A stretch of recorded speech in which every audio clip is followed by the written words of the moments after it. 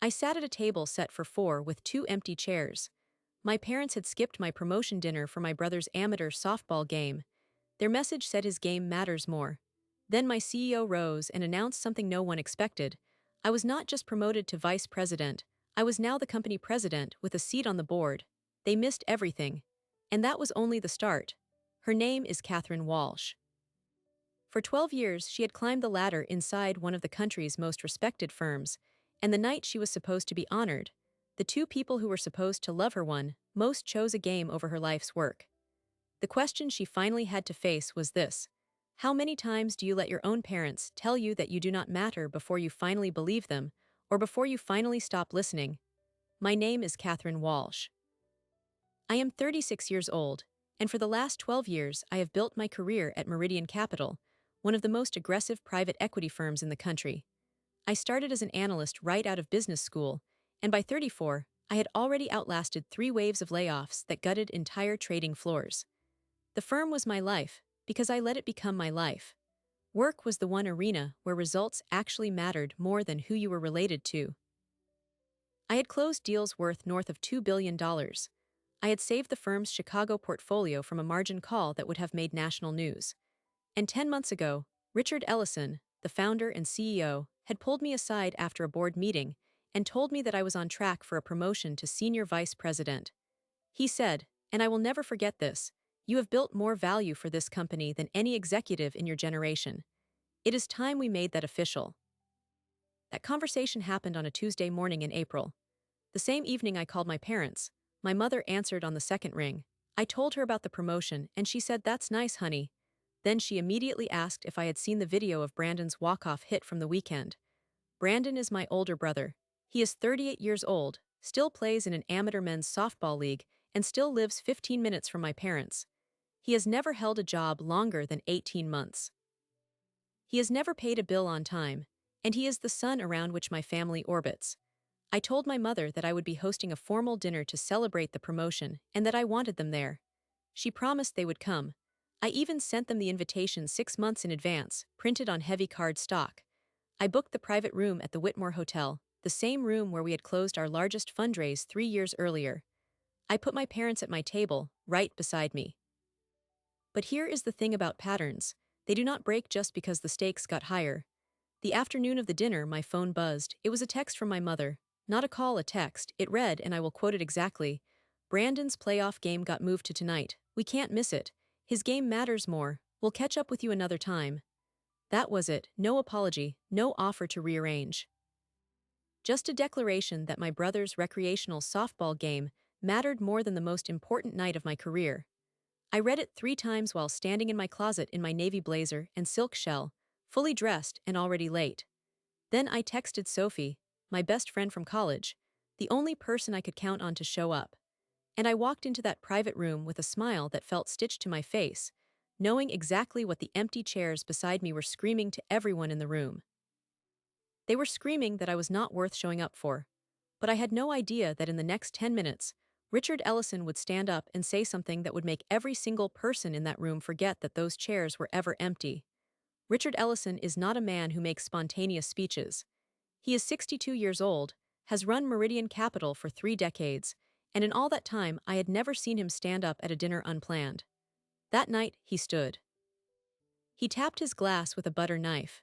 The room of roughly 60 people, my colleagues, my direct reports, a few board members, and Sophie, went silent. And then he said something that rewired my entire understanding of where I stood in the world. "Catherine Walsh joined this firm 12 years ago as an analyst," he said. "She outworked people who were smarter than her, outlasted people who were more connected than her, and she did it with a level of integrity that I frankly did not think existed in private equity." He paused, looked directly at me. "Over the past year, we have had many conversations about her future here. Tonight, I am not promoting her to senior vice president." The room shifted. Murmuring, I felt my stomach drop. He let the pause stretch for 3 full seconds. "I am nomming her president of Meridian Capital, effective immediately, with a seat on the board of directors. The vote was unanimous this morning. I have never been more certain of any decision in my career." The room erupted. I do not remember standing up, but suddenly I was on my feet, and Sophie was hugging me, and people were clapping so loudly that the chandelier seemed to vibrate. The empty chairs beside me, the ones my parents had abandoned, they somehow stopped feeling like wounds. In that moment, they were just furniture. I had spent 36 years waiting for a validation that never came from the people who were supposed to give it, and in one single announcement, a man who was not even my relative had declared to a room full of the most powerful financiers in the country that I was essential, that I mattered, that the work of my life had weight. I gave a short speech. I do not remember what I said. I remember that Sophie was crying, and that one of our senior partners pressed a glass of champagne into my hand and whispered, "You earned this, kid." The dinner stretched late into the night. At some point, I looked at my phone and saw that my parents had still not responded to my earlier text. I pocketed it. I was done chasing them tonight. The next morning, I woke up in my apartment with the taste of champagne still on my tongue and a new reality slowly settling in. I was the president of a company worth $30 billion. My face would be on the website by noon. My parents still had no idea. I called my mother. It rang 4 times and went to voicemail. I called my father. Same. I called the landline. Nothing. I left one message, calm and measured. "Hi, Mom and Dad, something happened at the dinner last night. I'd like to tell you about it. Please call me back." Then I waited. The call did not come until 3 days later, and not because they had listened to my voicemail. It came because someone in their church had seen the press release. Patricia Anderson, who used to host Bible study in my mother's living room, had forwarded a link from the business section with the headline, "Meridian Capital names Catherine Walsh president, youngest in firm history." Within hours, my entire extended network knew. I had received flowers from a rival firm before I ever heard my own mother's voice. When the call finally came, it was not an apology. It was not congratulations. My mother's voice was bright, performative, as though nothing had happened. "Sweetheart, Mrs. Henderson told us the wonderful news. We are so proud of you. When can we celebrate? We were thinking Sunday dinner at our place, make it really special." There was no mention of the missed dinner. No mention of the text that had crushed me 4 nights earlier. Just an assumption that I would eagerly accept their belated celebration, that I would fold back into the pattern. Brandon also called. His voicemail was garbled, awkward. "Hey Kath, heard you got some big promotion. That's awesome. Anyway, Mom says we're doing dinner on Sunday. I'll be there." He sounded embarrassed, but not embarrassed enough to actually say the words, "I'm sorry." I stood in my kitchen, looking at the flowers and the business journals and the congratulatory emails from people I had never met, and I realized something with startling clarity. For my entire adult life, I had measured my worth by whether my parents showed up. I had handed them the power to decide if I was successful, if I was good enough, if I deserved love. And they had missed the most important night of my career because my 38-year-old brother had a softball game. Not a championship game, not a major league tryout, a recreational league playoff game that he plays in every summer. So I did something I had never done before. I called my mother back, and I did not sound grateful. I did not sound angry either. I sounded calm. I said, "Mom, I would love to have dinner, but not at your house.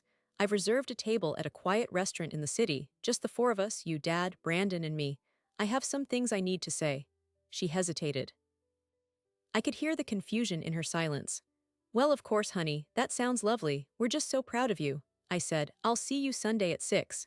And I hung up before she could turn the conversation back onto herself. That dinner was not going to be a celebration. It was going to be an audit of 20 years of neglect, and for the first time in my life, I was the one holding the ledger. The restaurant I chose was called the Avery Room. It was small, private, the kind of place where deals get made and marriages get quietly dissolved. I arrived 20 minutes early.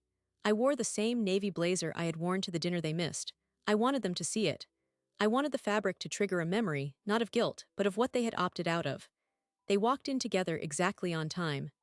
My mother, Patricia, in a floral dress, already scanning the room as if she expected a surprise party.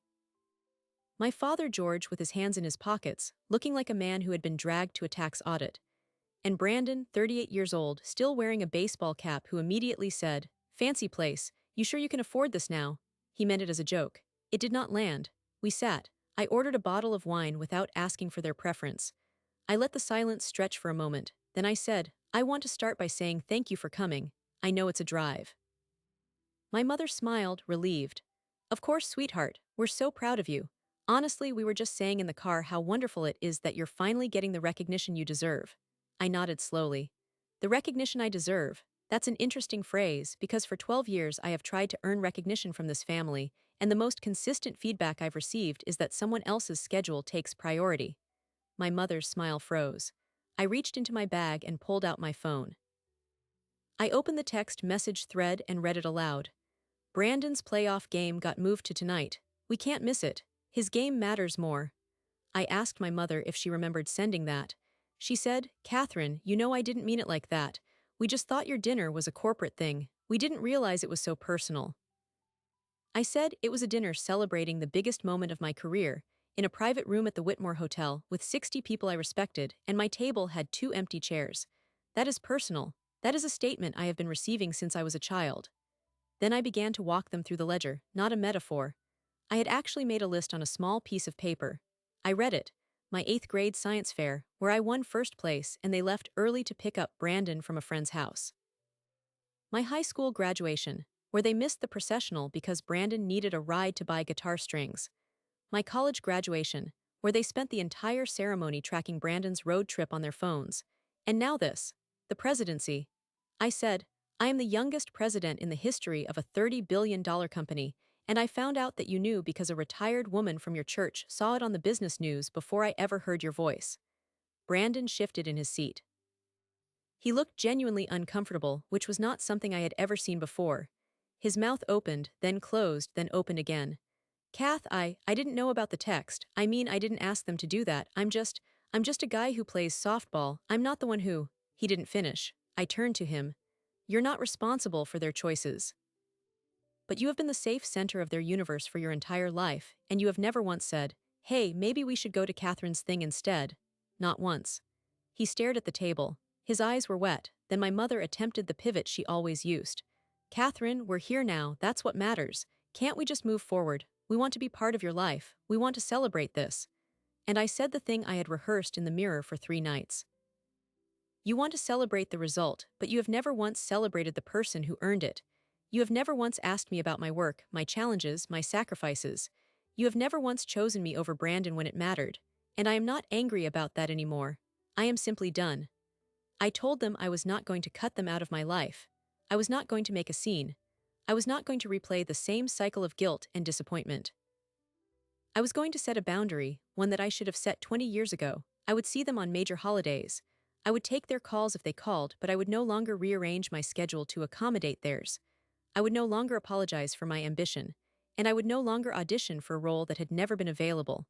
My father said nothing. He just stared at the wine glass. My mother started to protest, but I held up my hand and said, "This is not a negotiation." Then I did something that surprised even me. I asked the waiter for the check. I paid it in full. I stood up, buttoned my blazer, and I said, "Dinner is on me. I hope the game was worth it." I walked out into the cool evening air, my heels steady on the pavement, and I did not look back. But 10 steps from the door, I heard footsteps. Brandon had followed me out. His voice cracked when he said, "I'm sorry, Kath, I should have told them to go to your dinner." I didn't realize how bad it was. "I'm really sorry." I turned. For the first time in my life, I saw my brother not as the rival, but as a slightly broken man who had also been trapped in a script he didn't write. I nodded and said, "Thank you. That actually means something." And that was the moment everything began to shift. Brandon and I stood on the sidewalk for a long time. The city hummed around us, taxis and distant sirens and the low murmur of a restaurant crowd spilling into the street. He took off his baseball cap. He held it in his hands like an apology he didn't know how to deliver in words. I told him I wasn't angry at him. I said, "I've been angry at the wrong person for years. You didn't create this dynamic. You just benefited from it. But you're an adult now, and you have a choice. You can keep letting them orbit around you, or you can start telling them to show up for me. That's it, that's the whole deal." He nodded. He said he would try. I didn't believe him yet, but for the first time I wanted to. Over the next several weeks, my life changed at a velocity I had not anticipated. I moved into the president's office on the 42nd floor. I hired a new chief of staff. I started meeting directly with institutional investors who had only ever known me as a name on a quarterly report. Sophie sent me flowers every Monday for a month, the card always reading the same thing: "You earned this." Richard Ellison became something I had never expected, a mentor who asked about more than just the portfolio. One afternoon, he closed my office door and said, "I've known about your family situation for a while. I didn't say anything because you didn't need me to say anything. You needed to find the spine yourself, And you did. I asked him how he knew. He said, because I've watched you spend 12 years trying to be enough for people who were never going to see it. The promotion wasn't about rewarding you. It was about showing you that the people who actually matter already see it. I didn't cry, but I came close. My parents sent emails. They left voicemails. They mailed a card, a physical card, with a check inside for $500 with the memo line, "Congratulations on your promotion." I kept the card and shredded the check.